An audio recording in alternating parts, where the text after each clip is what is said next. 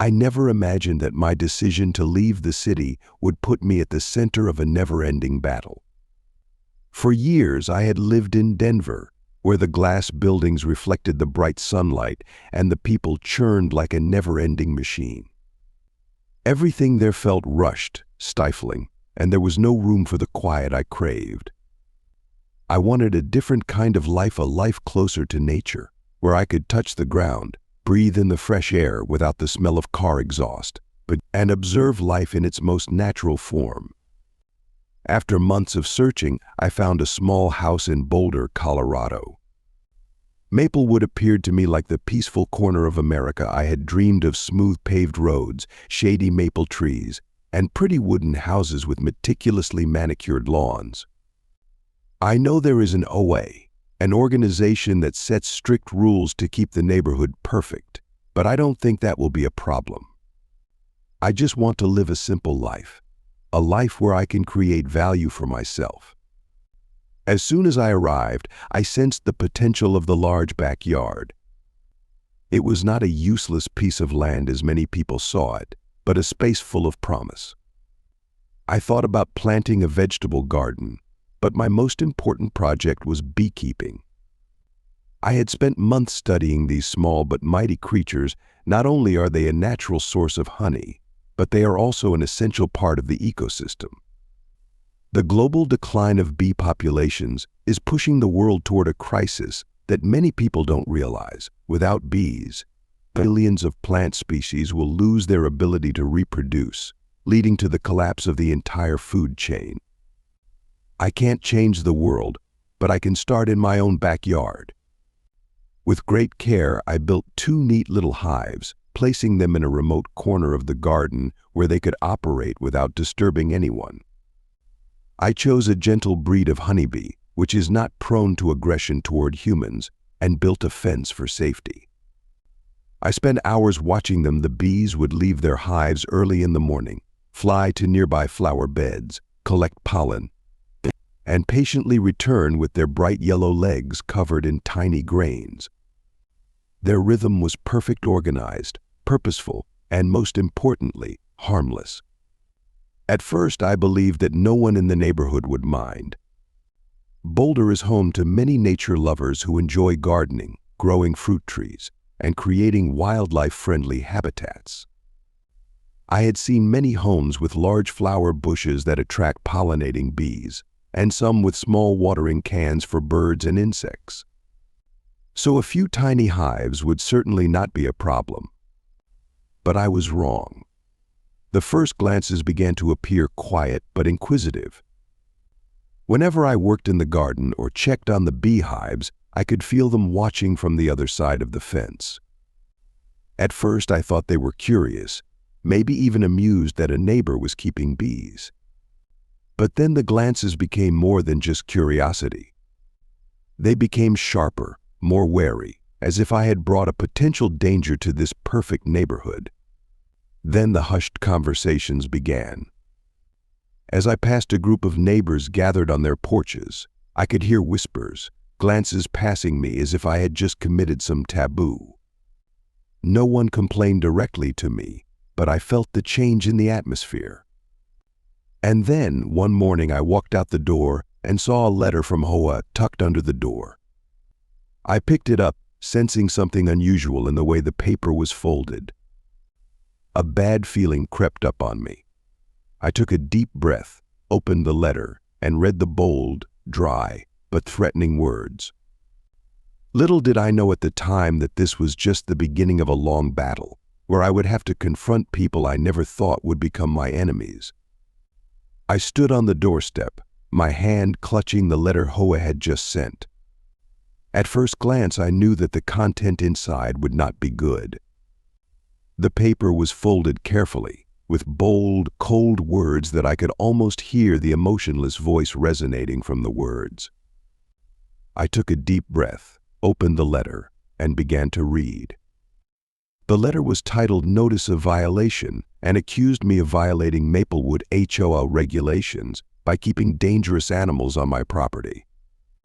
Not only did they claim that my bees were a threat to the community, but they also claimed that I was a particular danger to children and the elderly. They even claimed that the hives were unsightly, as if a few small wooden boxes in the corner of my yard were an insult to the artificial perfection of the manicured lawns around here. And then, in a cold tone, they demanded that I remove all hives within 14 days or face fines or even legal action. I read each line slowly, trying to understand what was going on. Dangerous animals? Unsafe. Are they talking about bees, those little creatures that the whole world knows are important to the environment? Anger rose within me, but I tried to keep my cool. This wasn't a simple warning, it was a deliberate threat. They weren't asking me to make adjustments or mitigate the risks. They wanted me to eliminate the bees entirely, as if their very existence were a crime. I folded the letter, set it on the kitchen table, and walked out into the backyard. The morning sun filtered through the maple trees, creating undulating shadows and light across the lawn. The bees were at work, darting from flower to flower, completely unaware that their presence was making me a target in the eyes of the HOA. I knew this was more than just a warning letter. For them to send it, someone in the neighborhood had to have complained. Maybe it was Linda Hawthorne, the HOA president, who had been giving me the cold shoulder since I moved in. Or maybe it was someone else, some neighbor who didn't like the idea of bees on their property, even though they hadn't bothered anyone. I felt a surge of frustration. I had done everything right. My hives were well spaced, fenced off, and I kept only docile, non-aggressive bees. They weren't harmful, didn't make any annoying noises, didn't do anything that could be considered a violation. So why did the HOA see them as a threat? I went back inside, picked up the letter again, and read it again. Every word felt cold, alien, and absurd. I couldn't accept that I was being forced to give up something completely harmless just because a group of people decided it didn't fit in with their neighborhood aesthetics. But it wasn't just about the bees. If I caved, what would happen next? Would they tell me to change the paint color of my house because it didn't fit? Would they ban me from growing vegetables because it wasn't aesthetic to their standards? I couldn't let this go that easily. I had chosen this place to build a life that I believed was better, closer to nature. If I let them decide for me what was allowed in my own backyard, I would be giving them complete control over my life. I put the letter down, poured myself a cup of coffee, and sat down on the couch, looking out the window. The bees are still working, as if nothing has changed. But I know full well that this is just the beginning. HOA has started this war, and I have no intention of surrendering. I knew this wouldn't end with a letter. The HOA didn't send letters just to warn me. They wanted me to do what they wanted, and if I didn't, they would escalate the pressure. I was prepared for more trouble, but when I saw Linda Hawthorne, the HOA president, show up at my door that morning, I still felt an uncontrollable sense of frustration. She stood there, poised, her arms folded, her eyes sharp and judgmental. Linda was the kind of person who believed she had control over everything in this neighborhood, from the color of the paint on each house to the height of the front lawn. I'd heard stories about her from other neighbors, about how she ran the HOA more like a dictator than a representative of the community. And now she was standing at my door with a purpose. I opened the door, trying to keep my composure, but as soon as my eyes met her expression, I knew I was headed for an unpleasant confrontation. Linda didn't say hello or beat around the bush. She held out a document, her voice cold and hard, the way she often spoke when she reported violations. "We're in the neighborhood. We've sent out warnings, but you don't seem to care. I'm here to reiterate that if you don't comply, there will be consequences." I glanced at the paper she was holding, but didn't take it. I knew exactly what was inside, probably a copy of the letter I'd received, with perhaps a few additional clauses to strengthen the HOA's power. She didn't need to repeat herself. I knew exactly what they wanted. "Your beekeeping is not allowed in this neighborhood," she continued, her tone leaving no room for argument. "It is a danger to the community, especially children and the elderly. If someone gets stung, the HOA is not responsible. You will be sued. And I guarantee you it will happen." I stood still, feeling her words sink into the air. This wasn't a discussion. This was a clear threat. Linda didn't care if my bees were actually dangerous.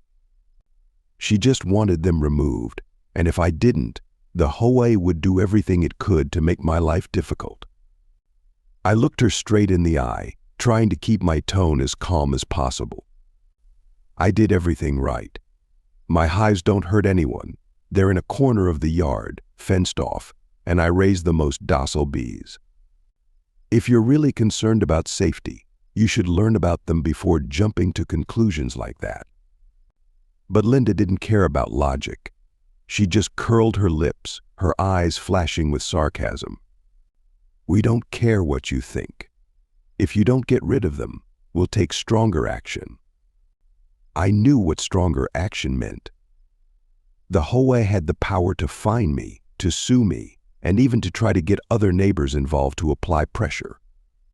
I had no illusions that I could change the minds of Linda Hawthorne or her ilk.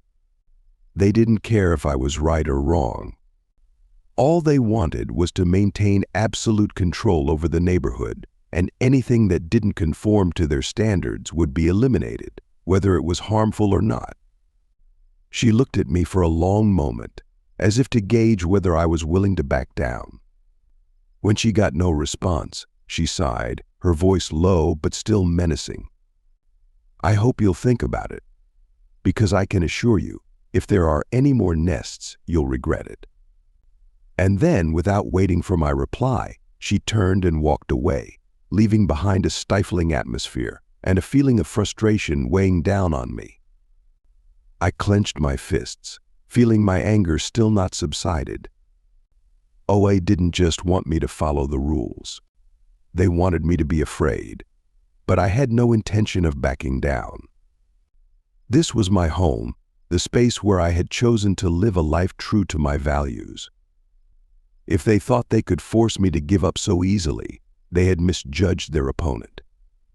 I looked out into the backyard, where the sunlight still shone on the small beehives that I had put so much effort into. The bees were still flying around, carefree, unaware that they had just become the focus of a war that I never thought I would have to face. But if HOA wanted to fight, I was ready. I didn't remove the hive. Of course not. If the HOA thought a warning letter or a threatening visit from Linda Hawthorne would make me give in, they had misjudged me. I had done nothing wrong. My bees posed no danger to anyone, and I was not going to let a group of self-appointed power brokers in this neighborhood dictate how I used my land. But I also knew that the moment I chose to ignore the warning, the HOA would not stop. And I was right. Their actions were not immediate, but rather like a storm brewing in the distance, gradually building in the most subtle way possible. At first, I noticed more stares as I passed neighbors. Before, they might have been just curious glances, but now there was a distinct unease in their gazes. Some even whispered something as I passed. I couldn't hear it, but I knew they were talking about me. I can feel the exclusion that OA is silently spreading in this community. They want to make me an outcast, a nuisance in the eyes of others. Then the complaints started. I didn't receive them directly, but they came in the form of official notices from the HOA, one letter after another, each one in the same tone as the first. We received complaints from residents in the area about the presence of bees on your property. Some residents expressed concerns about the risk of allergic reactions from exposure to bees. The HOA continued to ask you to comply with the landscaping and safety regulations. If you didn't take appropriate measures, the HOA would be forced to intervene. I knew these were not natural complaints. The HOA was inciting fear, drawing my neighbors into a war of their own making. These people may have never had a problem with my bees, but once the HOA planted the idea in their heads that the hive was dangerous, they would start to believe it. The letters didn't work, so the HOA turned to a different tactic. One morning, I woke up to find a new notice taped to my door in bright red paper with big warning letters, "Compliance required immediate action." I didn't have to read the entire thing to understand the message. This was no longer a request, it was an ultimatum. If I didn't remove the nest myself, they would find a way to do it for me. But that wasn't the end of it. A few days later, while I was working in my backyard, I noticed someone loitering near my fence. A man in a polo shirt with the HOA logo stood there with a pen and a small notebook, scribbling something. When I approached, he ducked away, walking quickly as if he didn't want to be seen. I know they are trying to gather evidence, looking for some loophole so they can officially take action. And then the HOA made its final move. They filed a formal complaint with the city of Boulder, alleging that I was violating local public safety ordinances. It was the first time I felt real pressure. If they could get the authorities involved, I would not only be dealing with an overbearing HOA, but I could also be forced to remove the hive by order of the local government. I was no longer just fighting warning letters. This had become a legal battle, but I had no intention of backing down. I was not someone who would bow to baseless threats. They could send as many letters as they wanted. They could spread rumors all over the neighborhood. But I was not going to let them take away my right to make my own decisions on my own land. The HOA might think they were weakening me, but in reality they were just pushing me to fight. I knew the HOA wouldn't stop, but I didn't expect them to take things this far. Warning letters didn't work, indirect threats didn't make me back down, and a complaint to the city wasn't enough to make me back down. They needed something more, something that would actually deter me. And then, late one night, as I was drifting off to sleep, they called the police to my house. There was a pounding on the door in the quiet of the night. I woke with a start, a sense of unease filling my chest. Who could be coming at this hour? I glanced at the clock on the wall, 12:43 a.m. For a moment I thought it was probably just someone calling the wrong address, but then the pounding started again, louder, more serious.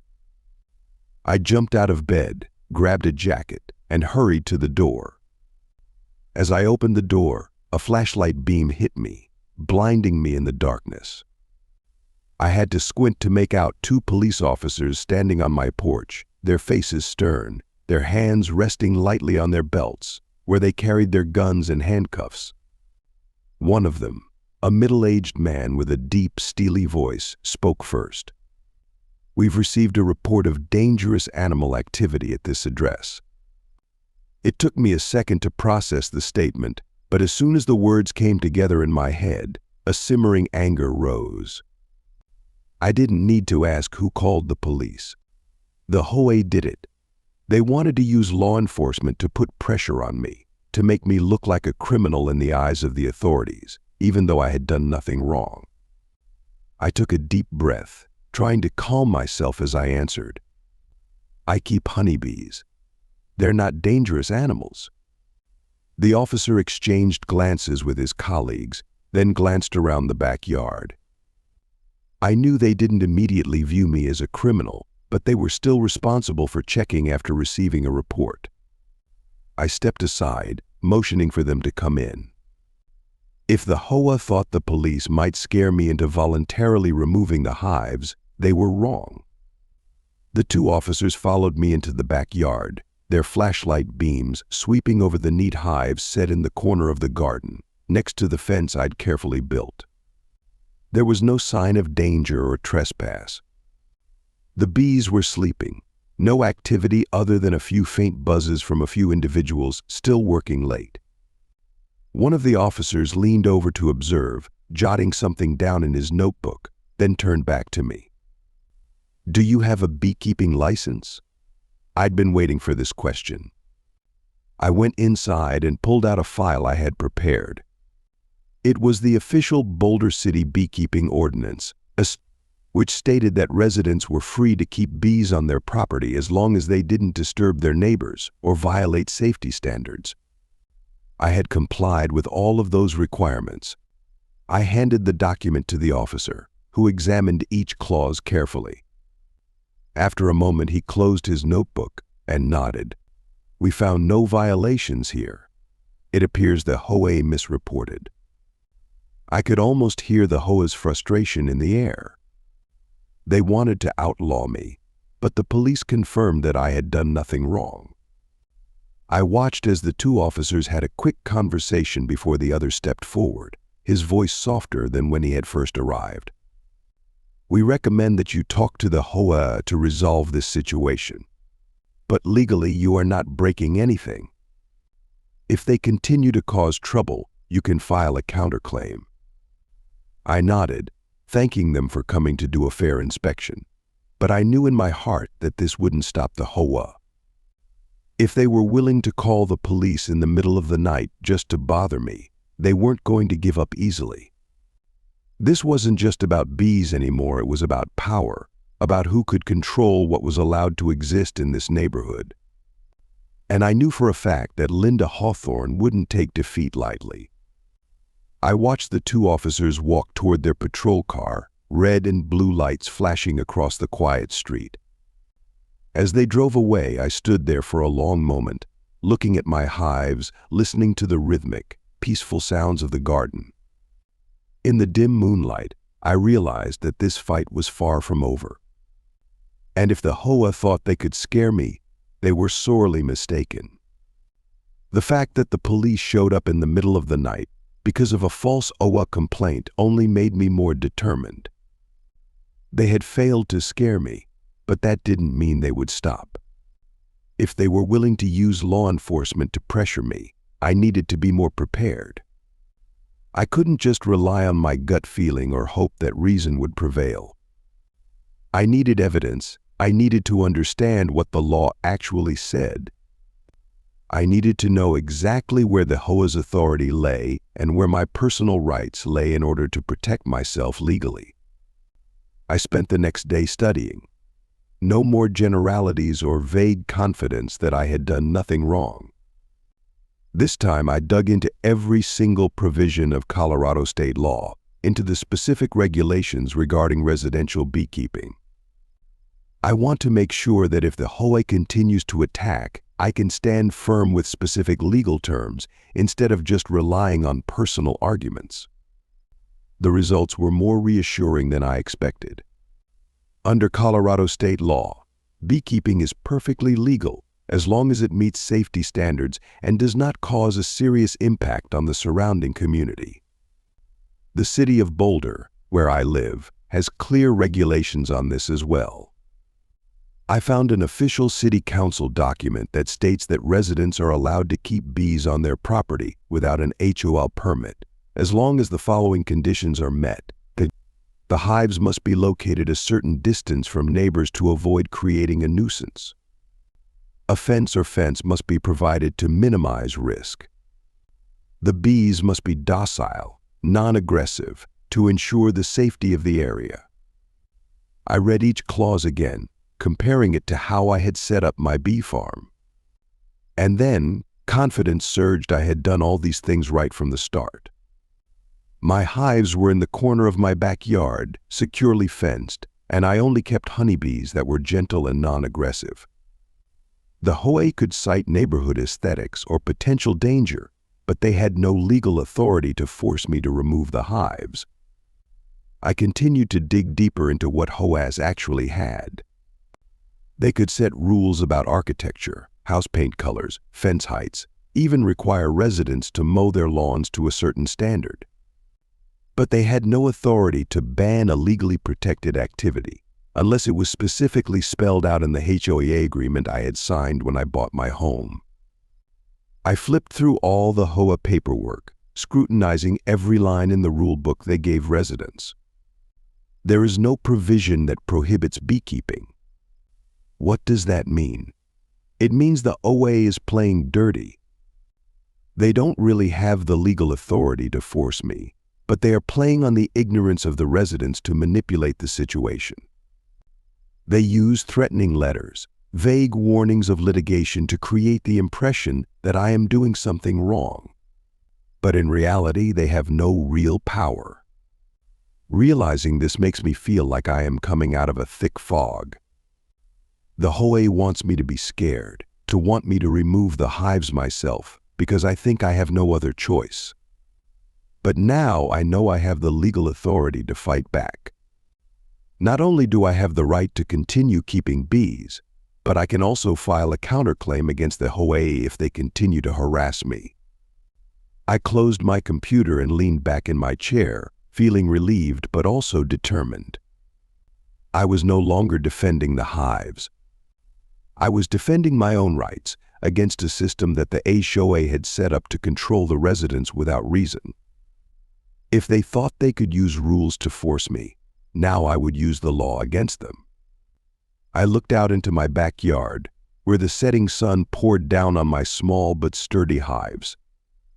The bees continued their work, completely unaffected by the pointless battles of humans. But I knew my fight was not over. The HOA had taken a step back, but I knew they would not give up. I knew that knowing the law wasn't enough. The HOA had proven that they were willing to bend the truth, using shady tactics to force me to give in. They didn't need a good reason, just enough pressure to get me to remove the hive myself. But now, I had no more doubts or worries. I had the law on my side, and I was going to use it to fight back. The very next morning, I prepared a formal complaint to the Boulder City Council. Not only did I accuse the HOA of abuse of power, but I also attached hard evidence. The threatening letters, the false police report, and most importantly, the legal regulations from the state of Colorado that confirmed my legal right to keep bees. I wrote carefully, coherently, leaving no room for the HOA to argue. They had used the law to threaten me, and now I would use the law to defend myself. But I knew that a petition to the authorities could take weeks, even months, to resolve. In the meantime, I couldn't let the HOA continue to manipulate public opinion the way they wanted. I needed to change the narrative to get the public on my side. If the HOA could turn my neighbors against me by spreading fear, I would do the opposite. I would make people understand why these bees matter and why I couldn't let them go. I started by talking to neighbors who I believed were open-minded. Not everyone was manipulated by the HOA, and I knew that there were many people in the neighborhood who cared about nature as much as I did. I approached them calmly, explaining that my bees were not only harmless, but also played an important role in pollinating crops in the area. I pointed out that if the HOA succeeded in forcing me to remove the hives, it would set a dangerous precedent. They could continue to impose unreasonable rules that infringed on the personal rights of every resident in the neighborhood. My persistence began to pay off. Some neighbors listened, asked questions, and after understanding the situation, they sided with me. A few even signed a petition I prepared to present to the city council, asking the government to protect my beekeeping rights. As these conversations spread, something surprising happened. I realized that many people in the neighborhood were unhappy with the HOA too. I wasn't the first person they had bullied, and now I was simply the one who dared to stand up. But what really changed things was when my story caught the attention of the local press.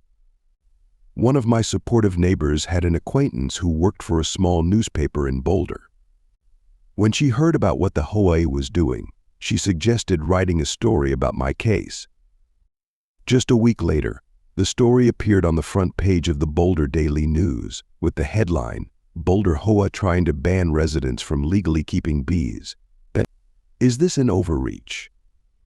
The story not only outlined my situation, but cited Colorado state law, making it clear that the HOA was overstepping its authority. It also mentioned the importance of bees to the environment, emphasizing that rather than being eliminated, they should be protected. As soon as the story was published, it created a wave of interest in the community. I started getting emails and messages from people I had never met, expressing support for me.